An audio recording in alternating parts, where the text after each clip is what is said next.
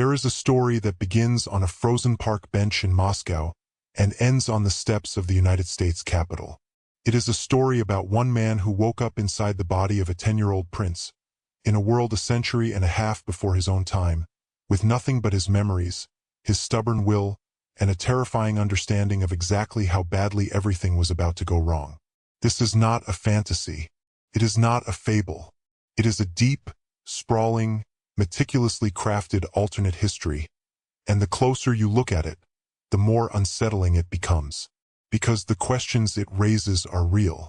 Could one man, dropped into the wrong century with the right knowledge, actually bend the arc of an empire? Could he change the outcome of wars that claimed hundreds of thousands of lives? Could he build technologies that didn't exist yet, recruit allies from the highest and lowest rungs of society, and do all of this while pretending to be a child? The answer, as this story proves, is yes. And the method is far stranger and more human than you might expect. So let us begin, not with the prince, but with the man who would become him. It is a cold winter morning in Moscow, the kind of cold that doesn't apologize. The air is dry and sharp, and thin veins of frost have crawled across the bark of the park trees, making them look like cracks in an old painting. A man sits alone on a wooden bench beside a frozen pond. He is not tall, not particularly imposing. He is wearing a dark gray military-cut coat, and his eyes are closed. Beside his right hand rests a black polished walking cane with a nickel-plated ball handle. His name is Alexander, and he has no idea that his life is about to end and begin again simultaneously. He was born on the 1st of April, 1974. His parents died in a car accident when he was 3. He grew up in an orphanage, fought in Chechnya, lost both feet to a landmine in 1996, built businesses, lost them to corrupt police, took revenge on 17 people responsible for his pregnant wife's murder, then buried himself in academia to study the economic history of the Russian Empire. By the time we find him sitting on that frozen bench, he is a graduate student, a widower, a veteran, a survivor, and a man who has run out of reasons to be in a hurry. He is also, as of this particular morning, about to receive the strangest job offer in human history. The man who approaches him is impossible to describe. His face refuses to come into focus. His eyes have no pupils. He is dressed impeccably, and he arrives in a blood-red BMW that parks 40 meters away while a driver holds the door open with a slight bow. He sits down next to Alexander on the bench and, without any preamble, tells him something extraordinary. He knows everything about Alexander's life, every detail, every secret, including things that were never written down and never spoken aloud.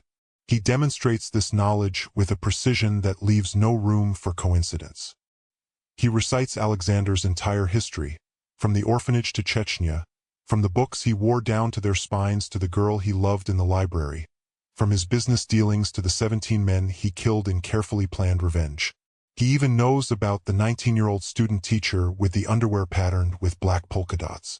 He knows about the tragedy that followed. Alexander, to his credit, does not break. He listens. He confirms. He waits. Then the stranger makes his offer. He wants Alexander to participate in what he calls an experiment, a dispute between very large forces about the role of the individual in history. Can one person, no matter how gifted, actually change an epoch? Alexander has been chosen as the test subject. He will be placed, with his full consciousness and memories intact, into the body of a specific historical person at a specific moment in time. He will live that life out to its natural end. When he dies, the game is over. The second son of Emperor Alexander II of Russia, Alexander Alexandrovich Romanov. March 2nd, 1855. Alexander, displaying the kind of tactical thinking that had kept him alive in Chechnya, does not simply accept. He negotiates. He asks for 2 things: the memories of his host body integrated seamlessly into his own, and enhanced charisma and intuition. The stranger agrees to the first. He refuses the second, explaining that the entire point is to test a human being, not a demigod. Alexander accepts the modified terms. He names his target, The young Grand Duke, on the day his grandfather, Emperor Nicholas I, dies, and his father is about to ascend to the throne. The stranger stands, walks toward his car. With each step, Alexander feels the world growing softer, darker, warmer. And then nothing. He wakes up a 10-year-old boy in the Winter Palace. The first minutes are disorienting in a way that no amount of preparation could prevent. The body he inhabits is small. The muscles are young and untested. The room is lit by candles rather than electric bulbs. The women around the bed are weeping, some of them with the practiced theatricality of courtiers and some of them with genuine grief. One of them he recognizes, through the layered memory of 2 lives, as his mother. And that recognition hits him like something physical. He had not had a mother since he was 3 years old.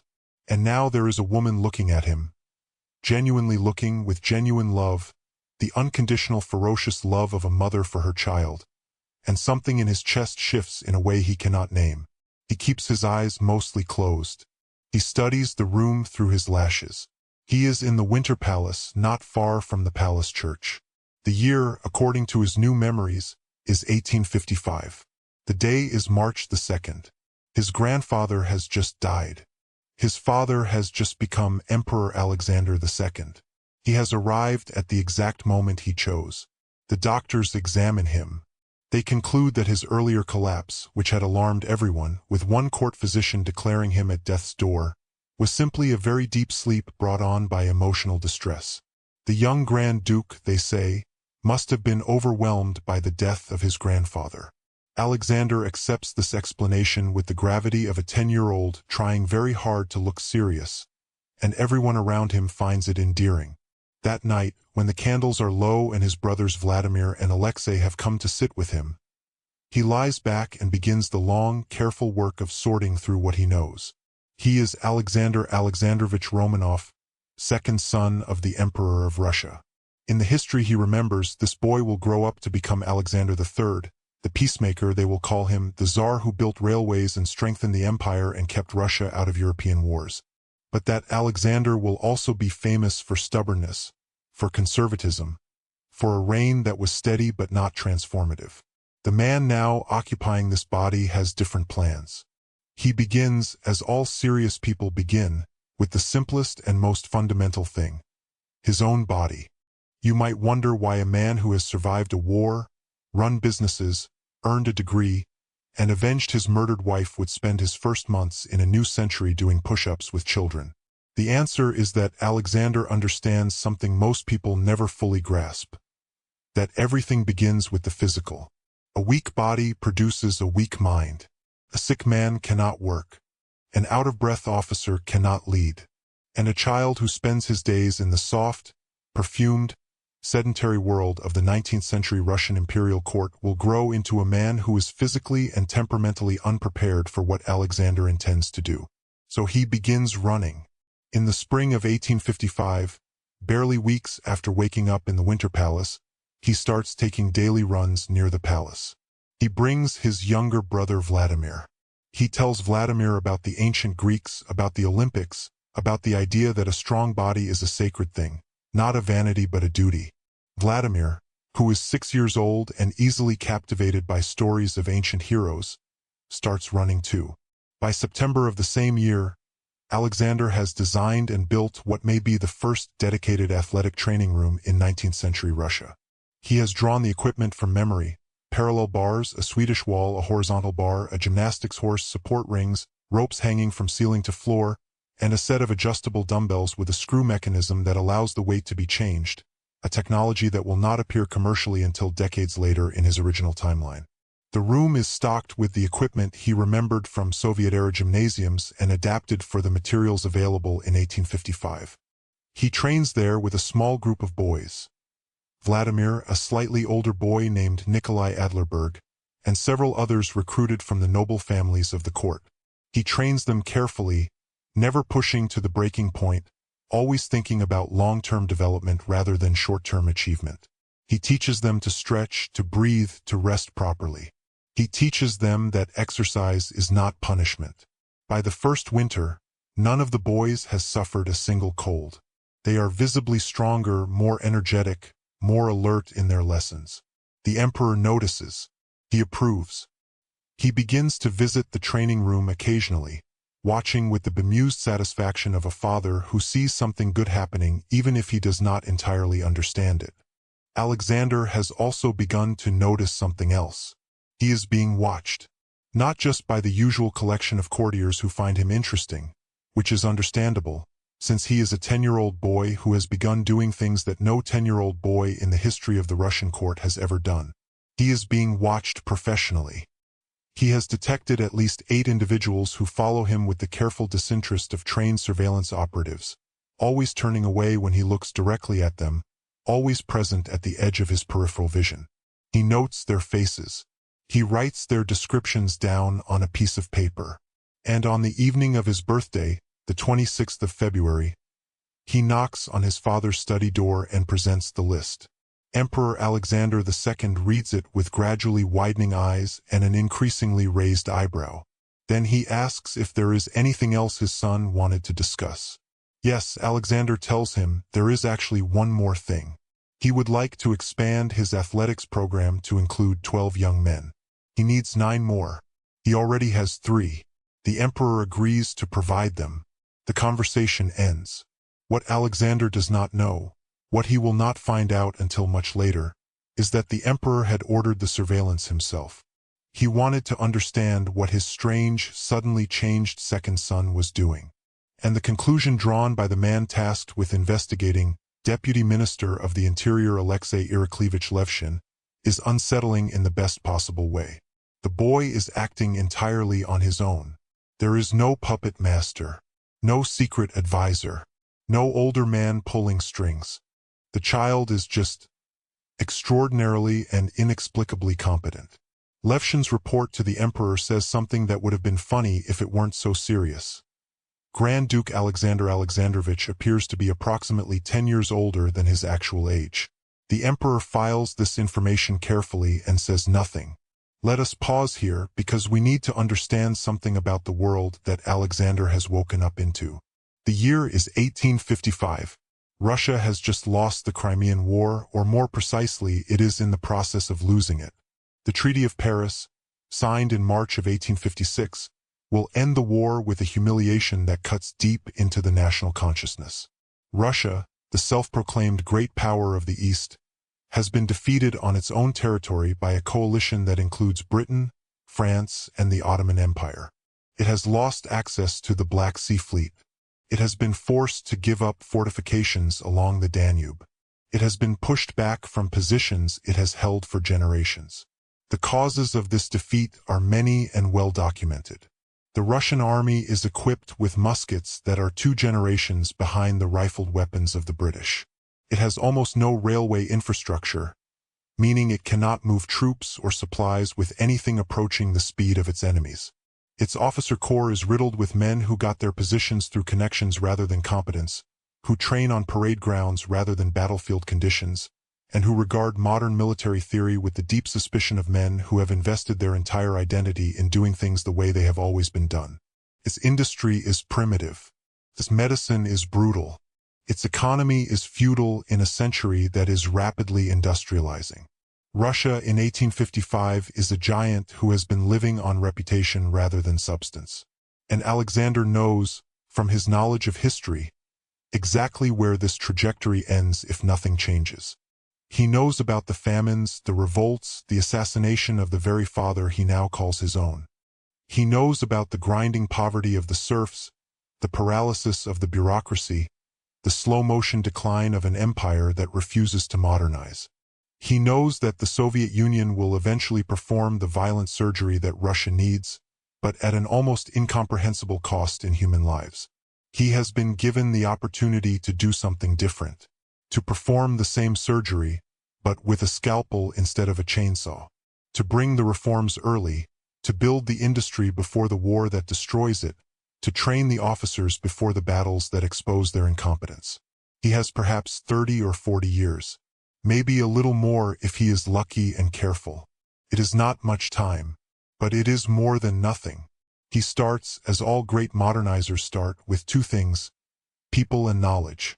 The 12 boys who join Alexander's athletics group in the spring of 1856 are between 10 and 12 years old.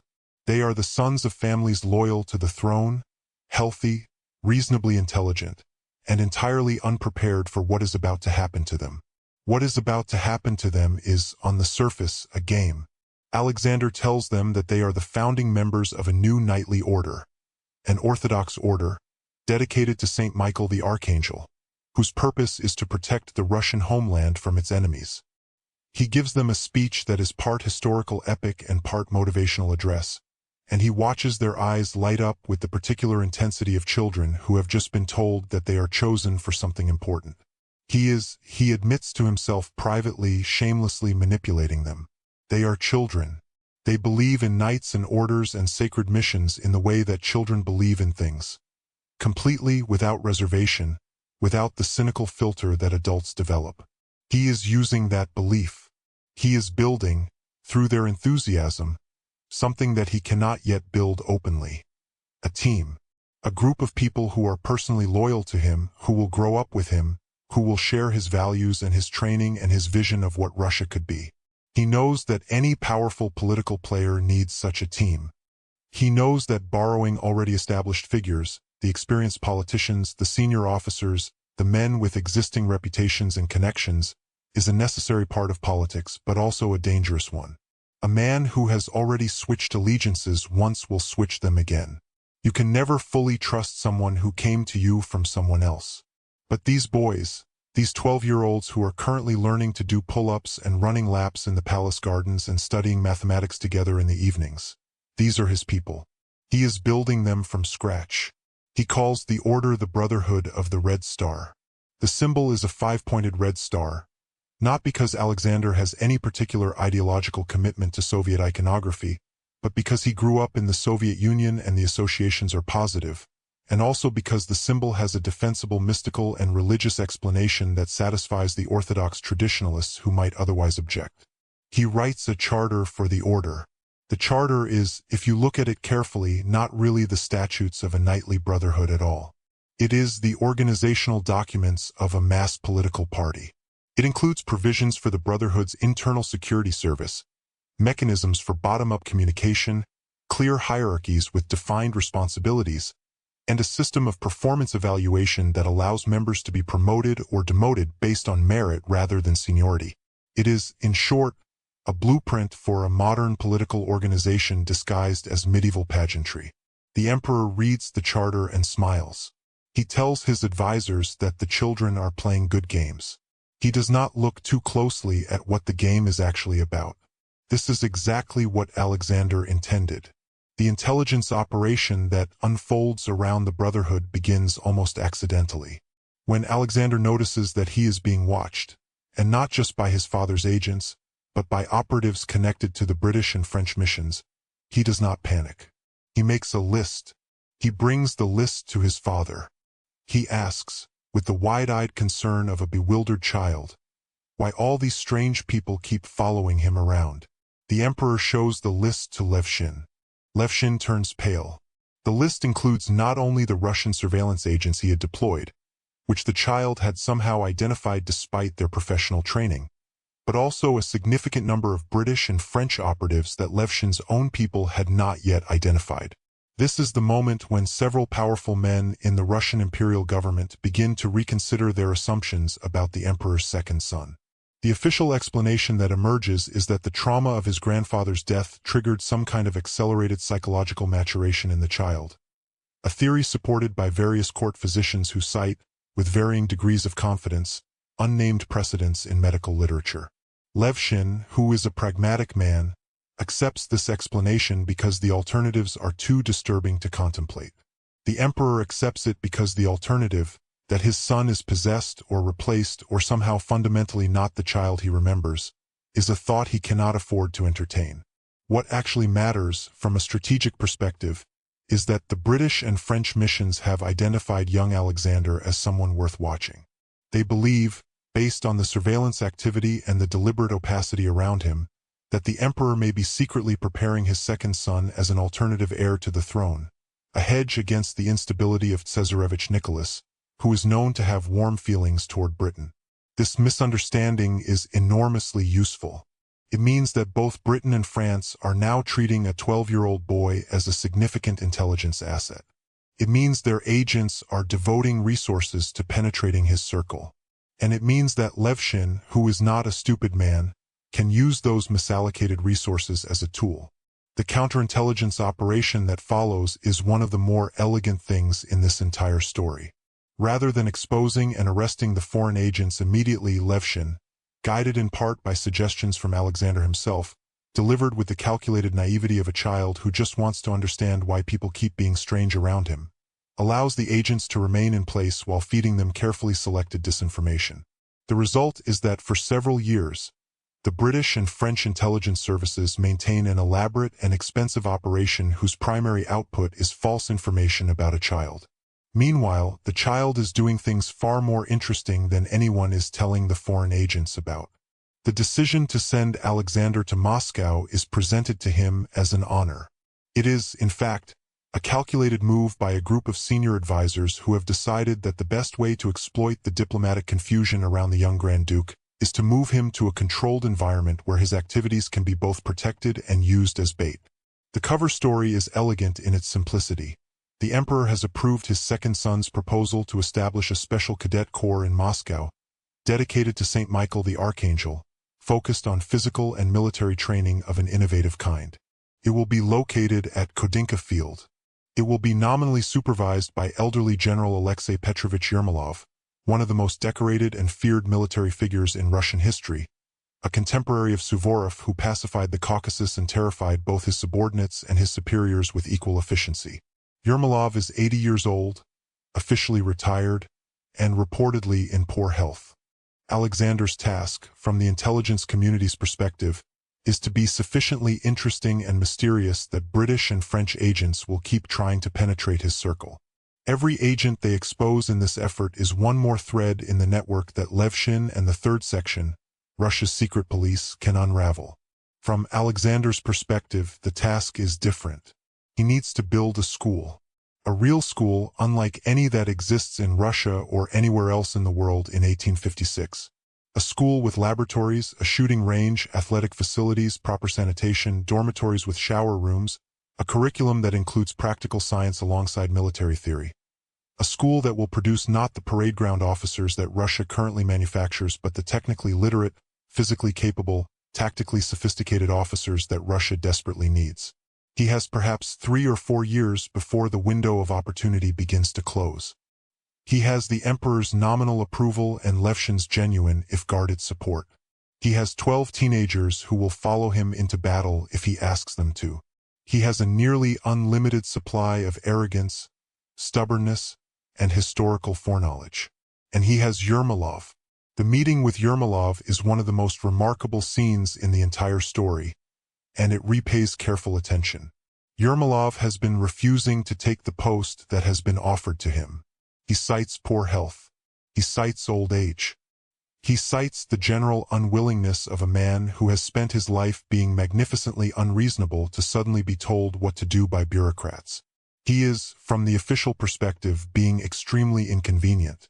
Alexander arrives at his house with Levshin, who immediately begins explaining the assignment. Yermolov ignores him with the masterful indifference of a man who has spent 70 years ignoring people he doesn't respect. He sits in his chair like a monument to a different era, looking at the wall, looking at his collection of Eastern weapons, looking anywhere except at the bureaucrat who is talking at him. Alexander asks Levshin to leave the room. Then, once they are alone, he walks to the window, and he starts screaming. He calls Yermolov a coward. He says it flatly, without qualification.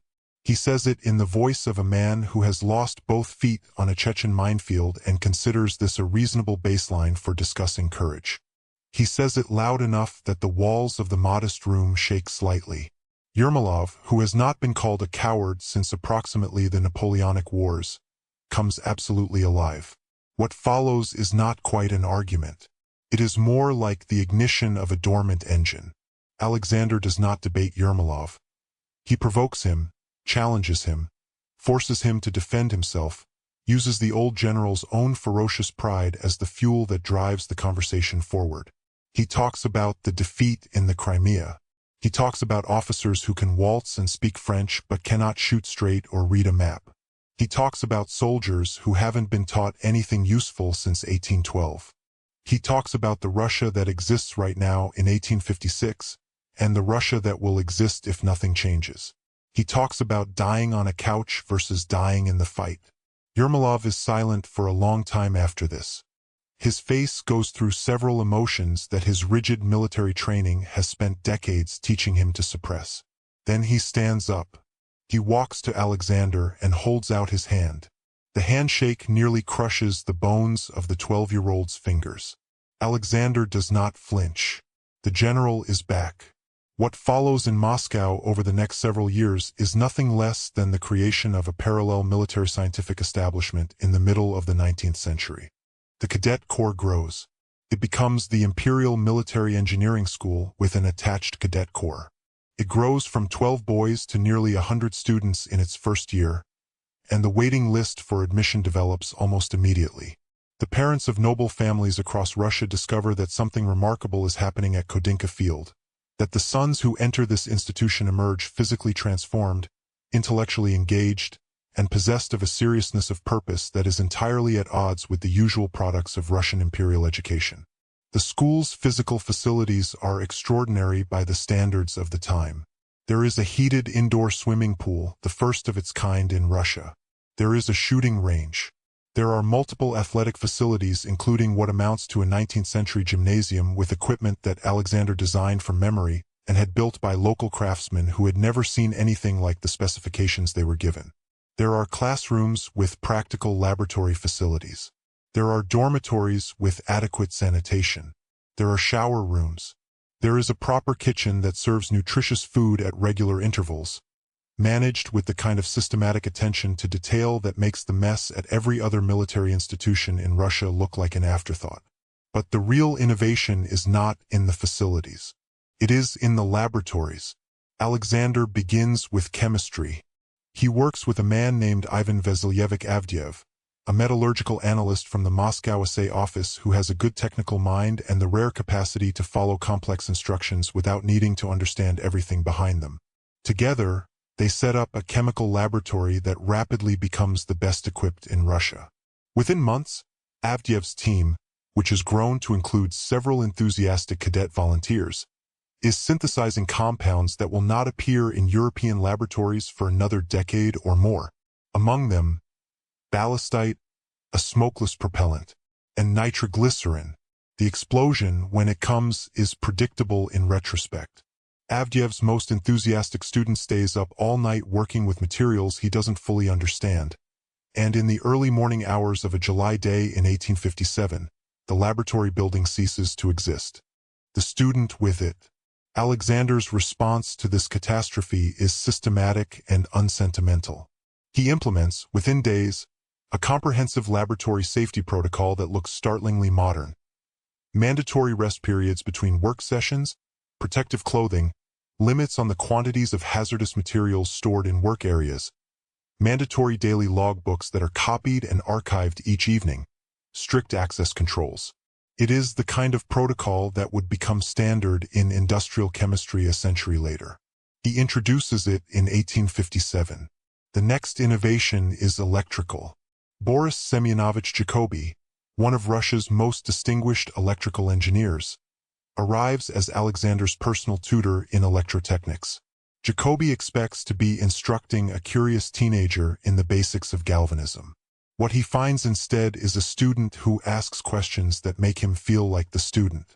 Within months, guided by Alexander's careful and strategically deployed ignorance, he knows the destination but must pretend to discover the road. Jacobi is working on the first three-phase alternating current generator in history. The generator will power what is, in effect, the first electric power station in the world. Small, experimental, enough only for the school's laboratory and workshop needs. But it exists and it works in 1859, 70 years ahead of schedule. Then comes medicine. Alexander's letter to Nikolai Ivanovich Pirogov, the most brilliant military surgeon in Russia, a man who has been effectively exiled to administrative posts in educational districts because his insistence on actual competence and honest reporting makes him deeply inconvenient to his superiors. That letter is a masterpiece of careful calculation. He praises Pyrogov's work. He expresses a burning interest in medical science. He mentions, with the casual curiosity of someone who has been reading widely, some ideas about the relationship between invisible organisms and infectious disease. Pyrogov arrives in Moscow. He is skeptical, then intrigued, then consumed. Alexander's contribution to the conversation is not specific medical knowledge. He has none, not really. What he has is the framework, the conceptual architecture, the certainty that bacteria exist and cause disease, delivered as a hypothesis that he has formulated from careful observation, with appropriate hesitation and scientific humility. Pyrogov, who is a genius and has been thinking similar thoughts in less explicit terms for years, grabs this framework and runs with it. The medical laboratory at the Imperial Military Engineering School becomes the birthplace of Russian germ theory. The intelligence dimension of all this activity is not an accident. Alexander understands, from the beginning, that the value of what he is building lies not just in the physical outputs, the chemicals, the generators, the surgical techniques, but in the information. Who knows what? Who can access it? What gets out and to whom? He introduces something that, in his previous life, he knew as a classified industrial facility, a regime enterprise in Soviet terminology. Every employee of the school's laboratory signs a non-disclosure agreement. Visitors are escorted at all times. Materials are cataloged and accounted for. Personnel files are maintained. Access to sensitive areas requires authorization that only Alexander or Levshin can grant. The British Intelligence Service, naturally, increases its efforts to penetrate this operation. It loses more than 20 agents in a 2-month period in the spring and summer of 1857, caught in the increasingly sophisticated counterintelligence net that Alexander has helped weave. And from Moscow, the net is extremely effective. Yarmolov's network of informants, supplemented by Metropolitan Filaret's parish-level intelligence from the Orthodox Church across the city, and further enhanced by Alexander's innovation of recruiting the street children of Moscow as casual observers. Children notice things adults miss, and they are rarely questioned, creates a surveillance and counterintelligence capability that dwarfs anything Russia's official intelligence services can currently provide. The British Embassy's conclusion, arrived at after several expensive failures, is recorded in an intercepted dispatch sent through Riga. Alexander Alexandrovich is unquestionably the chosen heir of the empire. Access to him is currently impossible. Recommend maintaining observation and seeking alternative channels of approach. Alexander reads this dispatch, which Levshin presents to him with visible satisfaction, and allows himself a brief moment of private amusement. Then he goes back to work. The weapon comes next. Alexander's approach to the design of a new infantry rifle is informed by something that most weapons designers of his era do not have: a clear picture of where weapons technology is heading. He knows, from his reading and from his memories of the history he studied, that the decisive innovation of the next 30 years will not be bigger guns or more accurate guns. It will be the rate of fire. The army that can put 10 aimed rounds downrange per minute will defeat an army that can put 3. He also knows something even more fundamental, something that the military establishments of every European power are actively resisting. The era of massed infantry attacks in close formation is over. The gun that his team is designing will not be a weapon for shoulder-to-shoulder volleys. It will be a weapon for individual soldiers firing from cover, advancing in open order, using the terrain rather than ignoring it. These ideas make him extremely unpopular with the military advisors who are brought in to consult on the project.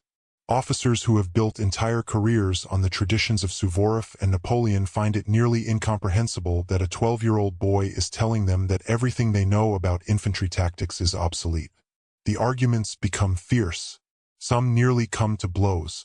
Yermolov, watching from the sidelines with the detached authority of a man who has actually fought the wars that most of these officers have only studied, sides with Alexander.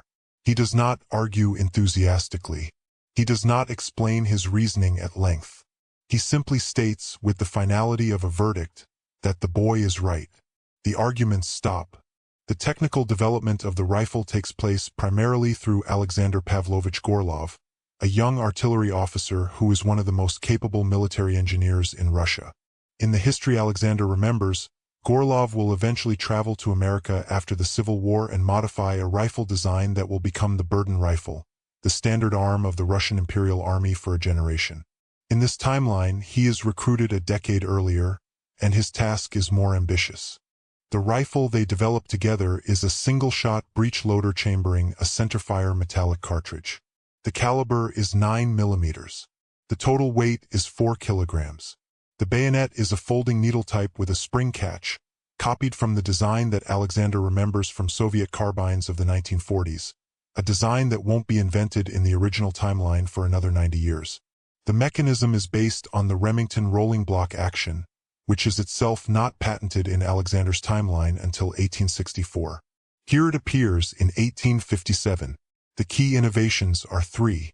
First, the cartridge itself, a true centerfire metallic case with the correct taper to ensure reliable extraction after firing, a problem that plagues early breech loaders and that Alexander solves by remembering the basic principle of case geometry that he has read about in a firearms history he once studied.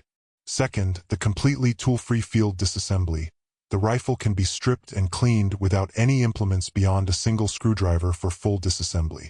Third, the interchangeability of parts, which is demanded by Alexander with a stubbornness that drives Gorlov and the craftsmen working on the project to the edge of despair, because true parts interchangeability requires a precision of manufacture that simply does not exist in Russian industry in 1857. It exists at this workshop because Alexander will not accept anything less. The rifle fires 10 aimed rounds per minute in the hands of a trained shooter. Its effective range is approximately 800 meters, compared to the 200 to 300 meters of the muzzleloaders that currently equip most of the world's armies. It is reliable, simple, and designed for mass production by men who have never made anything like it before. And it is finished in working prototype form in December of 1858. During the development period, something else is also taking shape. Metropolitan Filaret of Moscow is one of the most remarkable figures in 19th-century Russian orthodoxy. He is old, sharp, politically complicated, and possessed of a theological seriousness that makes him deeply uncomfortable at the imperial court and deeply influential everywhere else. He has been feuding with the Holy Synod for decades over the translation of the scriptures into modern Russian. He wants it done, the Synod is resistant, and the argument has ground forward with the slow inevitability of a glacier. Alexander's first letter to Filaret is a calculated gamble. He cannot ask openly for the Metropolitan's support in his projects. That would put Filaret in a difficult position and invite scrutiny that neither of them needs. Instead, he writes about his confusion at the apparent contradiction between the professed Christian values of the imperial court and the behavior he observes there. He writes with the earnest bewilderment of a 12-year-old who cannot understand why the world of the powerful looks so different from the world of the Sermon on the Mount. And he appends a translation, his own, laboriously worked out over 2 days with dictionaries and the memories of his university philosophy courses, of the first chapter of the Gospel of John. The translation is rough. The style is clumsy in places, but the intent is serious and the effort is real, and Filaret responds. Not immediately, not enthusiastically, but he responds. What follows is one of the more improbable intellectual partnerships in Russian religious history. A correspondence between the Metropolitan of Moscow and a 12-year-old Grand Duke, conducted over a period of years, that eventually produces a full illustrated gospel and the institutional framework of a new kind of Orthodox outreach program. Alexander's contribution is the concept, the idea of presenting scriptural narrative in the form of illustrated sequential stories, accessible to people who cannot read, a format that will not be recognized in the original timeline as a legitimate artistic and educational medium until the end of the century. Filaret's contribution is the theological guidance, the ecclesiastical connections, and eventually the institutional imprimatur of the Moscow Patriarchate. The project also serves a less spiritual purpose. The publishing enterprise that grows out of it becomes the foundation of Alexander's communications and propaganda operation, the vehicle through which he begins to experiment with mass media, narrative control, and the systematic shaping of public discourse. He names the first mass circulation illustrated satirical magazine Iskra, The Spark. The content is sharp, funny, and politically pointed, aimed at the habits of mind that Alexander identifies as Russia's most dangerous enemies. Passivity, corruption, the worship of foreign approval, the reflexive deference to authority, the cultural habit of expecting magic solutions rather than systematic effort. The character at the center of the stories, Makar, a clever, practical, drinking-averse peasant who encounters the absurdities of Russian bureaucratic and social life, is drawn with affection and bite, and becomes genuinely popular. When a correspondent named Zemshikov, who is connected to the writer Alexei Tolstoy, arrives in Moscow to participate in the project, Alexander's circle of cultural allies expands significantly. The Spark is published quarterly. Its print run reaches 10,000 copies in Russian and 3,000 in English within the first year. Alexander has, without anyone quite noticing, created Russia's first modern media operation. He has also created, in the Illustrated Gospels and the Spark alike, a template for something that will not exist anywhere in the world for several more decades: the comic book. Now we must talk about the peculiar conversation that takes place in the Emperor's study, in the spring of 1859, when Alexander's increasingly extraordinary activities have finally generated a level of institutional concern that cannot be managed by explanations about precocious children and spiritual gifts. Levshin is the one who raises the issue, because Levshin is a man who takes his responsibilities seriously. He tells Alexander, with the careful directness of a man walking on very thin ice, that his father needs an explanation, that the things Alexander has been doing, the chemistry, the electricity, the weapons, the medicine, the publishing, the counterintelligence, are things that cannot be attributed to normal human gifts operating at normal human speed, that people at court are beginning to say things that are dangerous, and that the emperor needs something to tell them. Alexander sits with this for a long time. He considers his options. He could refuse to explain. He could offer a cover story that might be partially believed. He could tell a version of the truth that is technically accurate but misleading. Or he could do what he decides to do, which is to take the most audacious option available and construct a lie so large, so well suited to the intellectual climate of its time, and so difficult to disprove that it becomes functionally equivalent to truth. He tells his father that he died on November the 7th, 1878, from shrapnel wounds received at the Battle of Plovdiv during the Russo-Turkish War. That in the moment between life and death, he was offered a choice, and that he accepted it. That since then, he has been dreaming. Every night, dreams that show him fragments of what lies ahead for Russia and for the world if nothing changes. He cannot remember them all clearly. He cannot predict with certainty. But the patterns are there, and they are frightening. The emperor listens to all of this in silence. Then he walks around his study for several minutes. Then he asks a question that reveals exactly where his mind has gone. Has Alexander been dreaming about his brother Nicholas?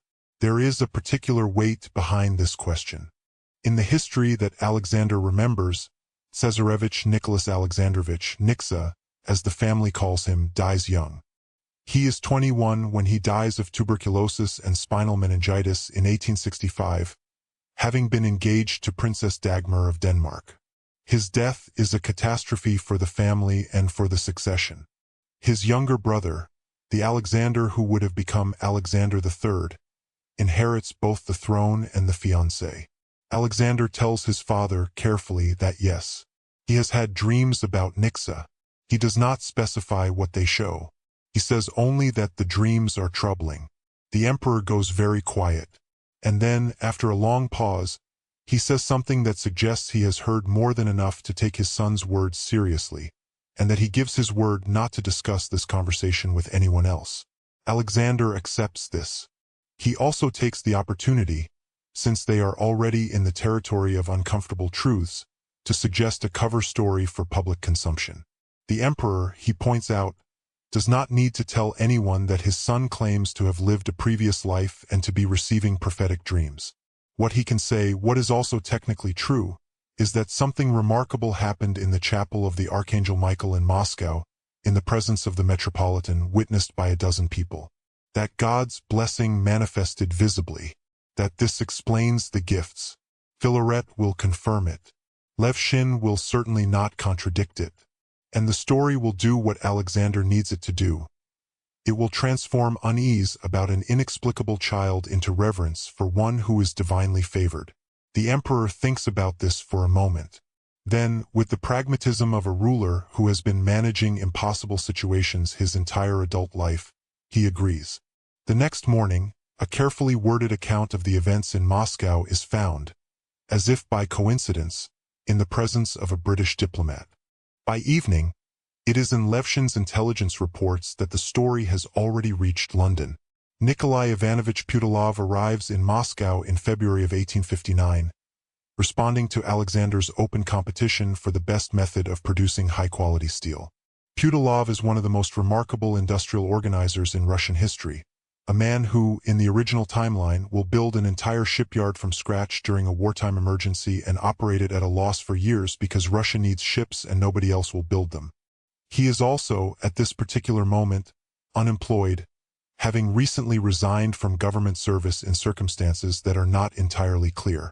Putilov has come because he wrote to Alexander with information about a man named Pavel Matvievich Obakov, who has just patented a process for mass production of high-quality crucible steel. Alexander has read Putilov's letter and immediately recognized the significance. Obakov's process, real, in the original timeline, a genuine Russian metallurgical achievement, is exactly what he needs. But the specific process Obakov has patented is not quite what Alexander wants. He wants something closer to the open hearth process developed by Siemens and Martin, a process that, in the original timeline, will not be invented until 1864. The problem is that Alexander knows the outcome, the kind of furnace he needs, the temperatures required, the chemistry of the slag, but he doesn't know the details. He is not a metallurgist.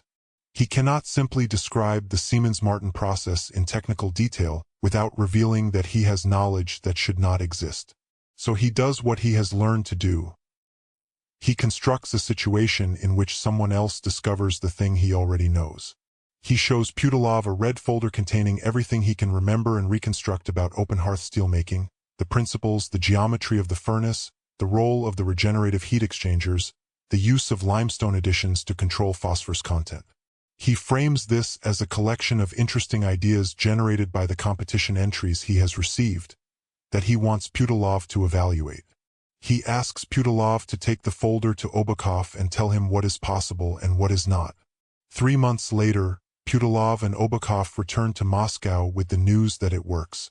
Not only does it works better than any existing steelmaking process in Russia. The quality of the steel produced in the experimental open hearth furnace is superior to anything that can be obtained by puddling or by the Bessemer converter, and the process can use scrap metal as well as fresh iron, which is enormously important for a country that has a lot of scrap and not much raw material processing capacity. Russia now has the most advanced steel-producing technology in the world, 6 years ahead of when it was supposed to be invented. Alexander immediately begins the process of patenting every aspect of this process in every major industrial country in Europe and America, through a small army of lawyers, stryafy in the Russian of the day, who have been given a financial incentive structure that would be instantly recognizable to any modern startup founder. A fixed monthly salary plus a percentage of every successful patent licensing deal and every successful lawsuit. The patent trolling operation that follows is, from the perspective of the mid-19th century, a completely unprecedented form of commercial warfare. It is also extremely effective. The arms factory is the next great project. Alexander has chosen a site at Shelepika, on the Moscow River, south of the school and north of the city center, accessible to the Nikolaev Railway and with enough river frontage for water-based transport. The factory will have 9 production buildings: a converter shop, a crucible shop, a foundry, a rolling and stamping shop, a barrel shop, a machine shop, a wood processing shop, a cartridge shop, and a tooling shop. Each will be built of brick on reinforced concrete foundations. Each will be connected to the others by internal railways for moving heavy loads. Each will be equipped with the best machine tools available, which presents a specific problem. The best machine tools in 1858 are made in Britain. Britain will not sell them to Russia. This is not paranoia. It is a documented historical reality. Even the steam engine purchased for the school's power station required 3 separate attempts through different intermediaries. Alexander's solution is a piece of theater that he clearly enjoys more than he should. A man named John Silver, yes, he is aware of the irony, and the novel in which this name will become famous has not yet been written, arrives in Atlanta, Georgia in the late 1850s. He represents himself as a prosperous merchant who has accumulated a fortune in the Far East trade and wishes to invest in manufacturing. He is received with the warmth that American commercial culture extends to anyone with money. He spends several months making friends, attending the right social events, and identifying the best available machine tools for purchase. He buys them. He ships them to a warehouse in a small Georgia town. And then there is a fire, and both the warehouse and its contents are totally destroyed, and the heartbroken Mr. Silver, stripped of his investment, disappears from the Georgia social scene as quietly as he arrived. The machine tools naturally resurface in Moscow. The factory, when it is built, is something that does not exist anywhere else in the world in the late 1850s. A classified industrial facility with genuine operational security. Every employee has a personalized identification card with physical description and photograph. Visitors require an escort. No personal items may be brought in or taken out. The facility is ringed by a guarded perimeter. Employees who are discovered removing materials face serious consequences. The food is free and provided on-site. The sanitation is adequate. The pay is good. These are not merely the conditions of a benevolent employer. They are a security architecture designed to prevent technology transfer, while simultaneously creating an environment in which workers feel that their presence is valued and their welfare is considered. Alexander understands intuitively what management theory will spend a century trying to formalize. That people who feel respected and cared for are more productive, more loyal, and far less likely to sell secrets to foreign agents. The British intelligence service, true to form, tries to penetrate the operation. They lose several agents. They learn nothing useful. Now we arrive at the dimension of this story that is perhaps the most unexpected. Alexander has been, throughout all of this, a bachelor. He is, depending on how you count, somewhere between 35 and 45 years old in terms of accumulated experience, and 14 in terms of the body he inhabits. The physical development brought on by consistent training has made him look considerably older than his calendar age. His physicians estimate he appears to be 15 or 16. His hormone levels are those of a vigorous adolescent. His social position requires attendance at court events where women of various ages wear the fashions of the 1850s and flirt with strategic intent. This is, to put it diplomatically, complicated. The difficulty manifests most acutely at a ball in the Nikolaev Palace in January of 1858, where his inability to remain entirely unaffected by the proximity of attractive women in corsets leads to his making a strategic retreat to a frozen balcony, where he encounters Natalia Alexandrovna Pushkina, daughter of the poet, married to a man she despises, entirely bored with the ball, and possessed of a directness that she deploys with the precision of an experienced fencer. What follows is a relationship that Alexander manages with considerable anxiety and only partial success. Natalia is useful. She has connections in the artistic world. She is charming and clever. She can move through social spaces that are closed to him, and she takes his publishing projects seriously. She is also emotionally volatile, given to dramatic gestures, and disinclined to accept the limits he tries to place on their involvement for entirely reasonable practical reasons. He eventually solves this problem by sending her to Europe as his official representative for the foreign market for his illustrated publications. It is a genuine assignment with genuine responsibilities and genuine compensation. It is also, unambiguously, a way of getting her out of Moscow before his British fiancée arrives. The fiancée is Princess Helena Augusta Victoria of Great Britain, second daughter of Queen Victoria, selected by a treaty negotiated during the previous reign. She is 12 years old. She is, when Alexander meets her in St. Petersburg in the summer of 1858, not what he expected. She is not what he expected because she is, quite obviously, already fascinated by him before they meet. She has been corresponding with him.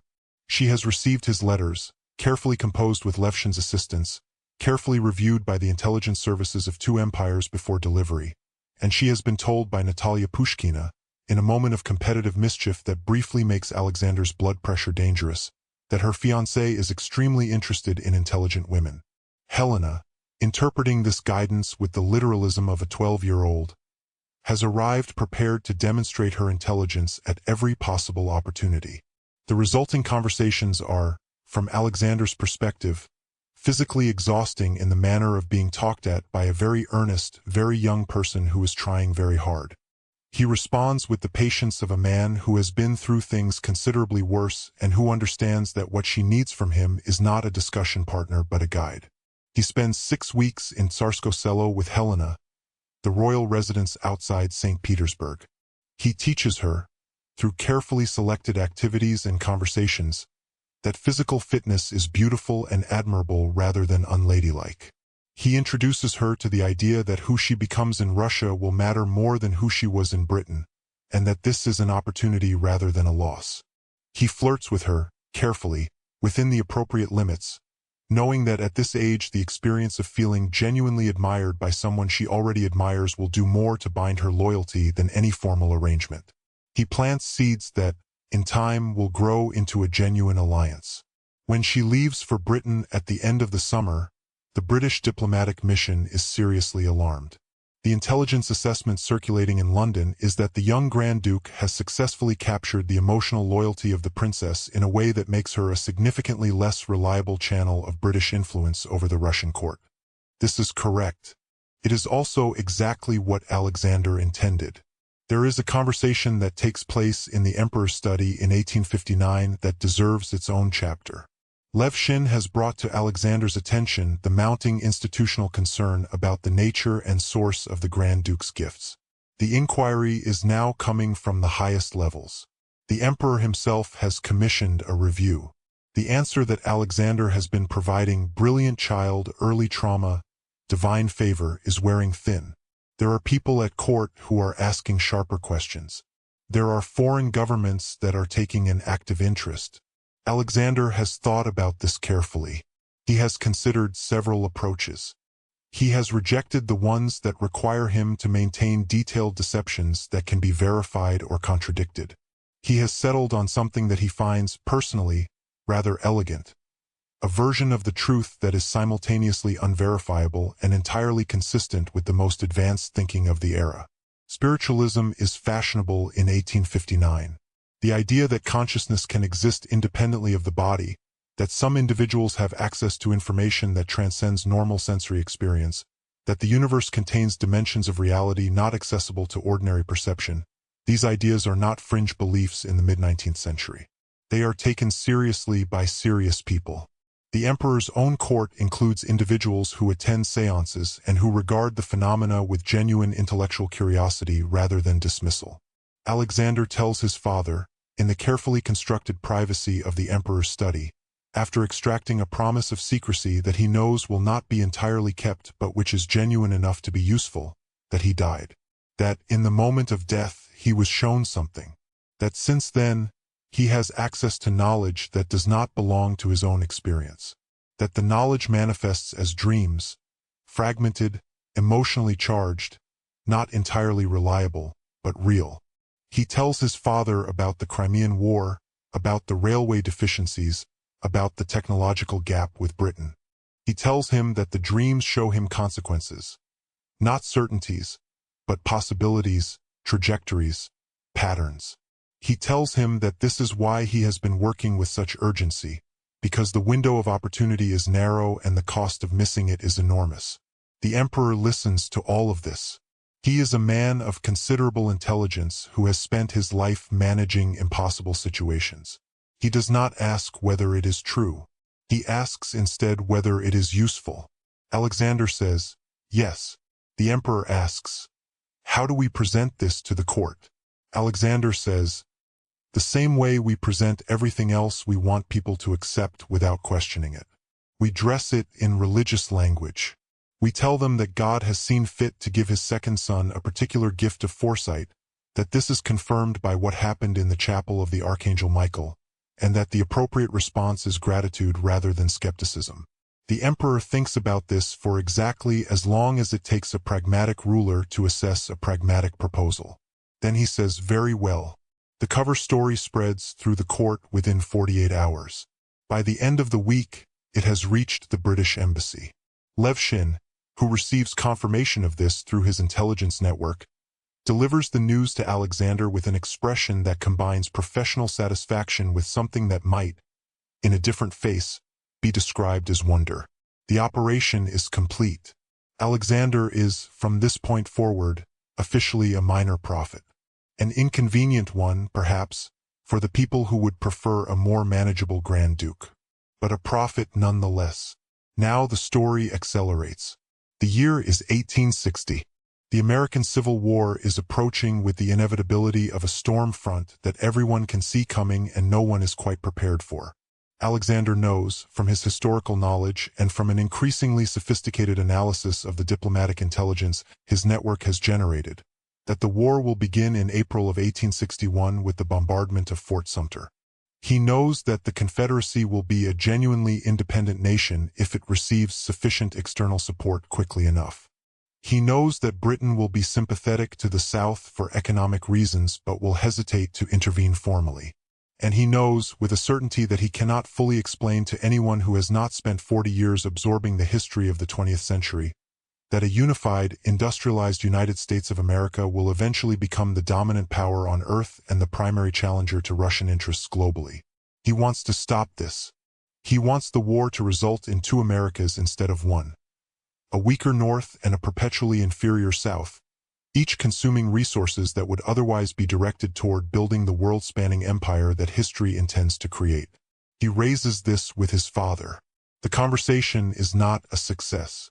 The emperor is concerned about optics. Russia, which is in the process of emancipating its serfs, cannot be seen supporting a government that exists to perpetuate slavery. The diplomatic fallout would be severe. The conversation ends with Alexander receiving permission to form a training regiment, an experimental military unit at the school, to test his new tactics and weapons in field conditions, but no promise of American adventures. Alexander accepts this and begins to think laterally. The first move is public opinion. He commissions, through his publishing operation, a satirical examination of American history that focuses on the treatment of indigenous peoples, the acquisition of Mexican territory, the hypocrisy of a democracy built on chattel slavery, and the extraordinary double standard applied to Russian serfdom by a society that considered its own form of human bondage perfectly natural. The resulting piece is published in his magazine and simultaneously in a Russified English translation, under the name of a fictional character, Lieutenant Rzhevsky, a name he borrows from a type of roguish military figure familiar in Russian culture. The effect in Russia is satisfying. The effect in America, where the piece circulates in translation and eventually catches the attention of several newspapers, is significantly more interesting.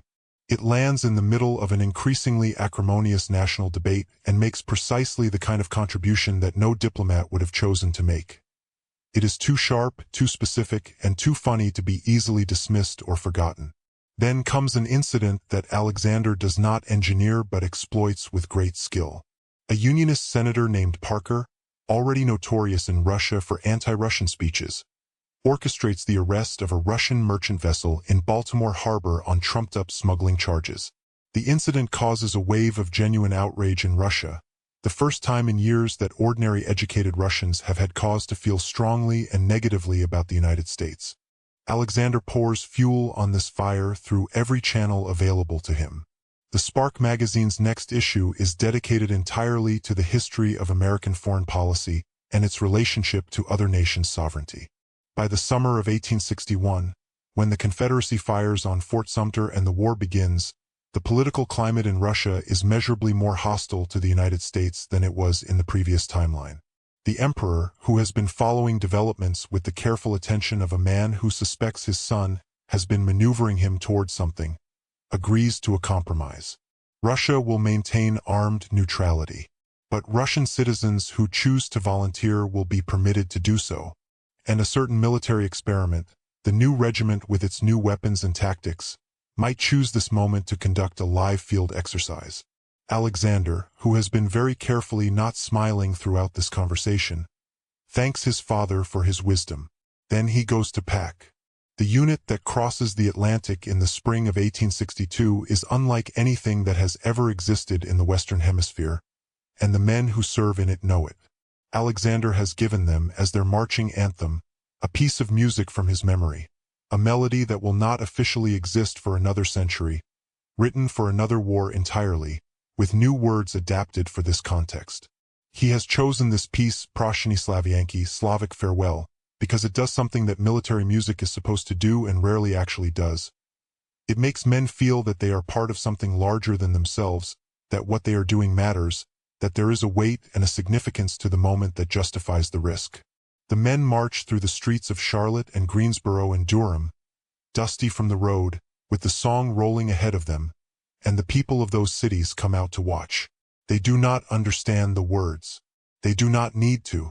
The music says something that every person watching can hear clearly. These men are serious. These men have come to fight. The weapons they carry are 15 years ahead of anything the American armies are fielding.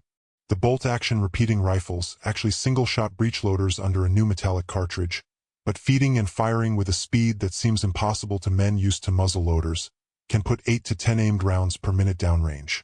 The mechanical machine guns, 3 per battalion, can fire 250 rounds in 50 seconds.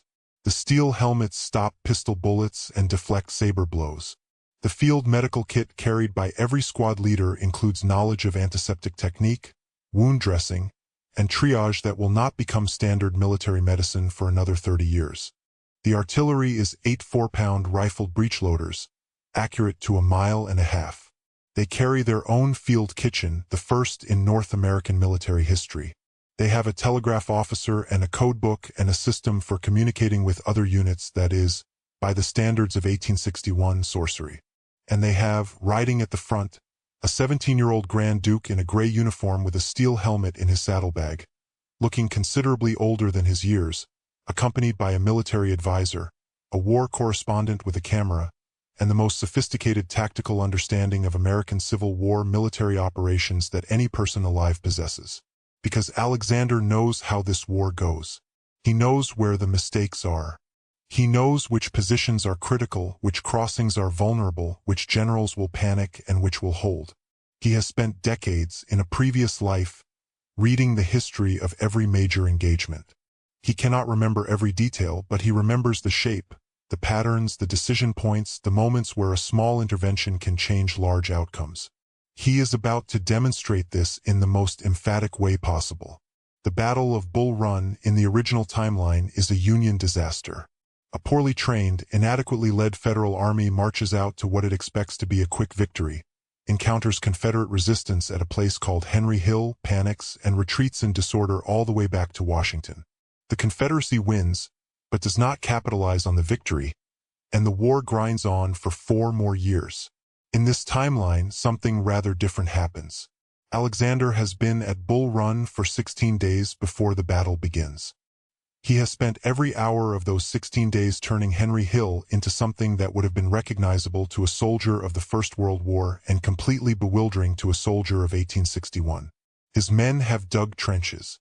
They have built machine gun emplacements.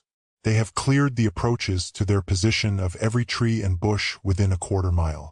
They have pre-registered their artillery on every likely approach route. They have run telegraph lines to forward observation posts. They have, in short, turned a grassy hill in Northern Virginia into a fortress that none of the attacking commanders has any conceptual framework to deal with. The attacking division has 12,000 men. Alexander's brigade has 1,500. It does not matter. The Federal troops advance in the formation of 1861. Dense, shoulder to shoulder, closing ranks as men fall, directly into the killing ground that Alexander has prepared. At 800 meters, the rifled artillery opens. At 500 meters, the rifles begin their 10-round-per-minute rhythm. At 300 meters, the machine guns speak. The battle lasts less than 4 hours on Alexander's sector of the line. 2,148 Federal soldiers die in the fighting on and around Henry Hill. Alexander's brigade loses 1 man to concussion, struck by a spent ball that flattened against his steel helmet. 1 man, against 2,000. General Beauregard and General Johnston, when they arrive that evening to inspect the position, stand in the growing dark and look at the field of the dead in silence for a long time. Beauregard, who is French by descent and an engineer by training and a gifted military commander by calling, is visibly affected by something he has never seen before and has no category to put it in. Johnston is quieter, more internal, making calculations that will take days to fully resolve. Both of them understand, without needing to articulate it, that the boy from Russia has just changed the nature of this war. The advance on Washington follows the logic of a chess player who sees 15 moves ahead. Alexander does not push his brigade recklessly. He consolidates. He waits for the main army. He conducts reconnaissance of the federal positions south of Washington with a thoroughness that his cavalry escort finds excessive and his intelligence tells him is entirely necessary. He identifies the routes of federal retreat. He moves to block them, specifically the road to Baltimore, which he correctly assesses as the most likely direction for any organized withdrawal. The diversionary telegraph message he sends into Washington, signed with the name of a fictional militia colonel, warning of Confederate cavalry between the city and Baltimore, advising retreat via the Bladensburg Road, is, in retrospect, one of the more elegant pieces of strategic deception in the history of American warfare. It is also completely improvised, constructed in 40 minutes on the basis of information gathered by his cavalry patrols and sent through a commandeered telegraph station that will be burned to the ground within the hour. Abraham Lincoln is in the column that walks into the ambush at Miller's farm. The ambush is not designed to kill Abraham Lincoln specifically. It is designed to destroy the military capability of the Potomac Army's retreating forces, to prevent them from reaching Baltimore, where they could regroup and return to the field within weeks. The 17 men in Lincoln's column die along with 15,000 of their fellow soldiers in 11 minutes of systematic machine gun and rifle fire from concealed positions in the tree line. The political consequences unfold with a velocity that surprises even Alexander. The Union does not collapse. The North does not surrender. What happens is more complicated and more interesting. A power vacuum in Washington, a crisis of authority in the federal government, and a desperate scramble by the major financial interests of the northern states to find an arrangement that preserves their economic position while ending a war they can no longer win on the Eastern Front. Into the scramble arrives a man named Cornelius Vanderbilt, the wealthiest private individual in the United States, the most powerful figure in American commerce, and a man with a profound and entirely practical interest in stopping the bleeding. He arrives in Washington in December of 1861. He comes to negotiate. He finds, in the fortified Capitol building, a 17-year-old Grand Duke who has turned the seat of American government into a medieval fortress, who has captured approximately a year's worth of federal intelligence files, who has broken a British espionage network operating in the city with the calm efficiency of a professional intelligence officer, and who is prepared to discuss the terms of a negotiated peace with the cheerful confidence of a man who has already worked out what he wants. What Alexander wants is deceptively simple. He wants the Confederacy to survive as an independent nation. He wants the territories west of the existing Confederate states, the vast, sparsely populated lands of the Southwest and the Pacific Coast, to be resolved by democratic process rather than by force. He wants the war to end, and he wants certain commercial arrangements, particularly around the maritime assets of the Northern Merchant Fleet, which the British naval blockade is rapidly destroying, to be handled in a way that benefits the parties he represents. Vanderbilt, who has not survived and prospered in American commerce by being slow, understands within 30 minutes of meeting Alexander that the alternative to agreement is the continued advance of a military force that cannot be defeated by any army the North can currently assemble. He has spent the past several days verifying Alexander's assessment of the military situation and has confirmed it to his own satisfaction. He is here to make a deal. The deal they make over 3 days of negotiation in Baltimore is extraordinary. The United States of America will be divided. The Confederacy is recognized as sovereign. A series of Western territories will determine their own allegiance through referendums that both governments agree to recognize. Missouri and West Virginia go to the Confederacy. Kansas and California, and a collection of southwestern territories also go south, pending referendum. The indemnity the North pays is 300 million pre-war silver dollars, payable over 10 years. And Vanderbilt's personal contribution to the settlement, a piece of commercial creativity that he will later describe as the most profitable arrangement he has ever participated in, is the sale of several hundred northern merchant vessels to southern buyers through a Russian intermediary company that charges 1% of the transaction value and handles all the legal paperwork, while simultaneously issuing Confederate government bonds to finance the purchases. 1% of several hundred large merchant vessels is an enormous amount of money. The company that collects it is, of course, Alexander's. He has named it, with a private joke that no one around him understands, after two characters from a novel that will not be written for another 15 years. Rogues and Hooves Limited. The British intelligence officer reviewing the final report on Alexander's activities in America reads through the summary twice before setting it down and delivering a judgment that will appear, in slightly different form, in 3 separate intelligence assessments over the following decade. This young man is not what we thought he was. He is not what anyone thought he was. And we do not, as yet, have an adequate category to put him in. What has Alexander actually accomplished? Let us be precise about this, because the story does not end in Baltimore and the consequences extend far beyond the scope of the narrative we have followed. He has created, within the Imperial Military Engineering School in Moscow, the most advanced military technical educational institution in the world. Its graduates will spend the next 30 years reshaping the Russian army, introducing into the command structure men who understand logistics, communications, weapons technology, and field medicine, men who are literate, physically capable, and intellectually flexible in ways that the graduates of traditional military education simply are not. He has created the first mass media communications operation in Russian history. His publishing company and magazine reach audiences that no Russian political figure has ever reached. The stories it tells, and the terms in which they frame Russian identity and Russian problems, will shape the public conversation for a generation. He has created Russia's first classified industrial facility and seeded it with the most advanced steel-producing technology and arms manufacturing capability in the world.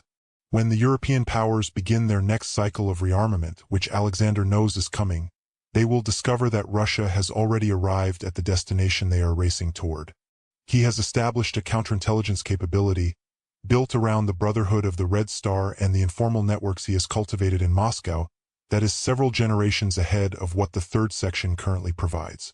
He has broken the British intelligence operation in Moscow. He has identified and neutralized agents operating within the imperial court. He has created, through the Brotherhood, the infrastructure of something that looks remarkably like a modern political party, though this characterization is not yet available to anyone around him. He has established the open hearth steel process in Russia 6 years before it will be invented elsewhere. He has established the first alternating current power station in history. He has laid the groundwork, through Pirogov, for the scientific understanding of infectious disease. He has created the first illustrated sequential narrative in Russia, what later generations will call the comic book. He has helped end a civil war on a different continent in a way that permanently alters the balance of global power. He has done all of this while pretending, with varying degrees of success, to be a child. And somewhere in the back of his mind, behind the calculations and the strategies and the endless meticulous planning, there is a man who grew up in an orphanage, who lost both feet in a war, who built businesses and lost them, who loved a woman and lost her to senseless violence. A man who accepted a stranger's offer on a frozen park bench not because he believed in experiments or in fate, but because he could not bear the thought of all that was broken remaining broken. The real question that this story raises, the question that makes it worth sitting with long after the last page, is not whether one person can change history. Alexander proves, definitively, that the answer is yes. The real question is something harder. It is about the cost. About what you become in the course of becoming necessary. About the children you manipulate for their own good, the lies you tell for the right reasons, the people you use to achieve goals they do not fully understand. About whether the changes you make are yours to make. Alexander never stops asking these questions. You can see it in the moments of stillness that punctuate his relentless activity, the moment on the balcony of the Kremlin when he looks at Moscow for the first time and sees, instead of the world capital he remembers, a provincial town that might as well be a different planet. The moment in the chapel of the Archangel Michael when the light falls exactly where he has arranged for it to fall, and he watches a roomful of devout people interpret what they see as a miracle. The moment in Baltimore when Vanderbilt looks at him with the expression of a man encountering something genuinely outside his experience and says, "I did not expect this." "What did you expect?" Alexander might have asked. A child? Puppet? A saint? What he is, in fact, is something more difficult to categorize. He is a man out of time, doing what men out of time inevitably do, trying to build something that lasts, in a world that is moving too slowly for his patience and too quickly for anyone else's comfort.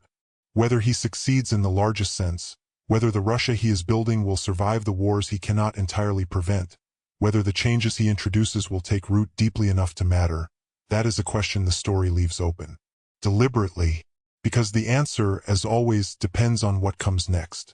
And what comes next is up to other people, other hands, other choices, which is, perhaps, the most honest thing that history has ever said about itself. There is a final image worth holding on to. It is a photograph taken by Ivan Yakovlevich Krasnitsky in the summer of 1861, somewhere in Virginia. In the foreground is a ruined road, the surface torn by wagon wheels and the tracks of artillery pieces. In the middle distance, rows of men in gray-green uniforms are doing something that American soldiers of this era never do. They are digging. With the small folding shovels they carry on their packs, they are carving the earth into positions that will survive the week's fighting. At the edge of the frame, barely visible, is a figure on horseback. He is too far away to identify clearly, but the posture is unmistakable, the slight forward lean, the stillness, the quality of attention. He is watching something, thinking about something, planning something that has not yet happened. This is the man who changed history. He looks, in the photograph, exactly like what he is. Someone with a great deal still to do, and a clear sense of where to begin. The photograph was published in the New York Tribune in November of 1861. The caption beneath it reads simply, "The Prince." No one who looked at that photograph in 1861 could have known what it meant. No one who looks at it now, knowing what we know about what preceded it and what followed it, can look at it the same way twice. Some photographs are documentation. Some photographs are warnings. And some photographs, the rarest kind, are questions. This is one of those. What do you think? Was Alexander right to do what he did?